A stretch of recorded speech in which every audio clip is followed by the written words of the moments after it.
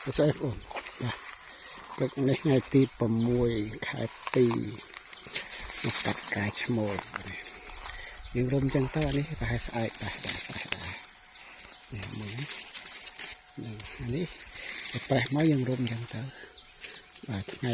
តិចមកយើងមកកាត់វាក៏បានបងបាទមកកាត់វាទៅហើយប្រេះឲ្យកាត់វាទៅហ្នឹងហើយឃើញប្រេះឲ្យរុំกระดาษរុំអីចឹងណាដើម្បីកុំឲ្យគេសវាធ្លាក់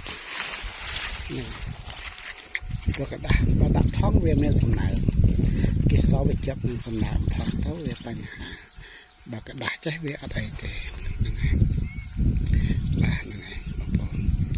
នេះវិធីសាស្ត្ររបស់ខ្ញុំអ្នកមានផ្សេងវិធីសាស្ត្រផ្សេងសូមធ្វើតាមវិធីសាស្ត្រផ្សេងរបស់វិធីសាស្ត្ររបស់ខ្ញុំប្រេះហើយឬមុនប្រេះអីយើងរុំกระดาษចឹងទៅ